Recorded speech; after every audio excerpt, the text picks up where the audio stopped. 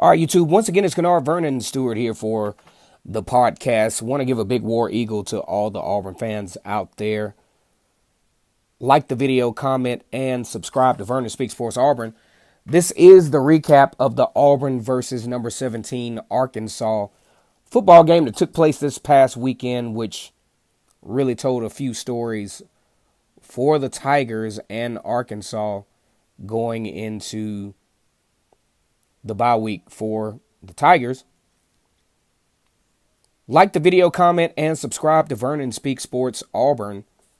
And as always, it's great to be an Auburn Tiger, War Eagle. Auburn found themselves on the road once again facing the third-ranked team in 5 weeks. As a matter of fact, 2 of those, Penn State and Georgia, actually in the top 10. Auburn with their backs against the wall. This is a must-win situation for both Auburn and Arkansas, and Auburn did not disappoint. You have a situation where this was arguably and publicly disclosed that this was Bo Nix's best performance, maybe period, but especially his best performance on the road. That's the first takeaway of this game. Bo Nix looked a little different in this game. Bo Nix not only showed poise, but he had complete control over the offense. Even in adversity, he didn't allow himself to get rattled and do all those Bo Nix things like throwing the ball to the offensive line's feet to save himself from a sack. Most of the things that he did in this particular football game were very productive. We're going to get back to that in just a second. Auburn gets up 14-3 on the road. Does a really good job of, like Brian Harsin talked about, we got to score in the red zone. Auburn got a nice play early on to Javaris Johnson, and then the punch in by Tank Bigsby after a really nice run to the right side. But they punched it in the red zone, going up 14-3.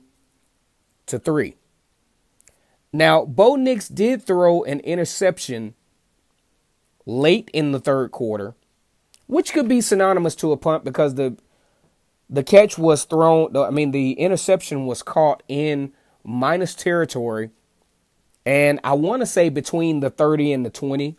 So that's just like a good punt. We're not going to give Bo Nix any sugar sprinkles on that because he shouldn't have thrown the interception. But nevertheless, it shouldn't have been as consequential as it turns out to be. Arkansas actually, after that interception, had a 14-point swing to go up in the ball game, 17-14. They scored 14 unanswered points with 12:30 left in the third quarter. A really nice pass from K.J. Jefferson to Treylon Burks, making the score 17-14. But here's the play which changed the trajectory of the game at this point, with 7:19 left in the third quarter. Now, here's my take on this play.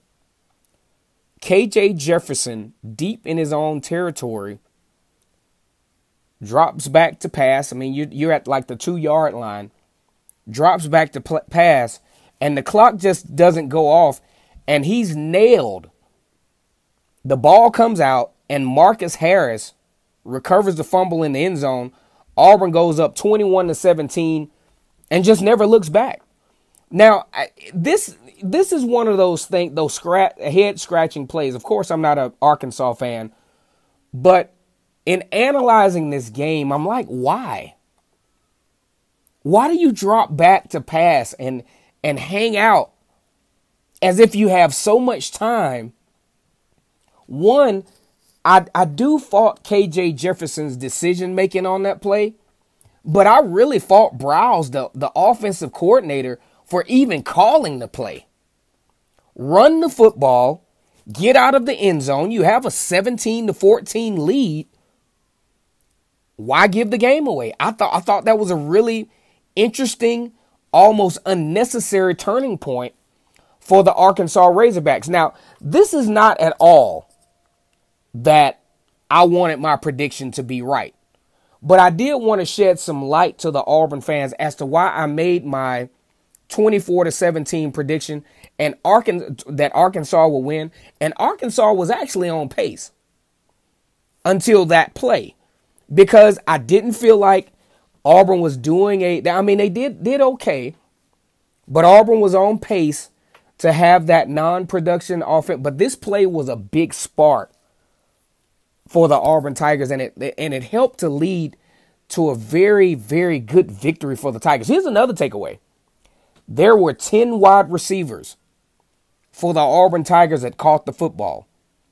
I thought that was huge. I thought that was epic, in the fact that a couple of weeks ago, Auburn fired Coach Cornelius Williams, as the wide receivers coach, and it seems like they played better since.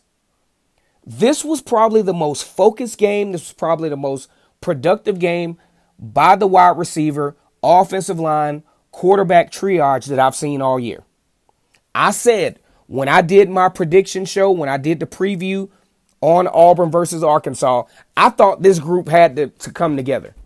I thought this group had to come together, and they had to be consistent together. And as a passing game, they didn't disappoint. Here's the next takeaway.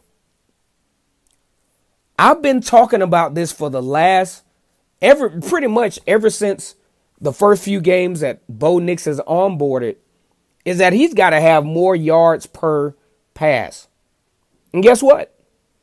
In what is arguably one of the best games he's performed in his college career, 11.2 yards per pass. That's what Auburn has to do in their passing game to give themselves a chance to win these types of ball games against ranked teams on the road. Arkansas had the big win against Texas. Arkansas had the big win against Texas A&M. I mean, Georgia, that's an excusable loss. Georgia's the best team in the country right now. Shootout with Ole Miss, probably should have won that game. Auburn could not have asked for a better performance, coming off a deflating loss to Georgia. And the defense giving up about 460 yards. They stayed on the field pretty much the whole game as usual, but they continue to make plays when it matters the most. They continue to get the big sack. They continue to get the big turnover. They continue to give the offense a chance. Auburn right now 5-2, 2-1 in SEC play, 2-0 in SEC West play, which by default and numerically has the Auburn Tigers as the number one team in the SEC West at this point. Let me know what you think about this video. Go ahead and like the video, comment, and subscribe to Vernon Speaks Sports Auburn. And as always, it's great to be an Auburn Tiger. War Eagle.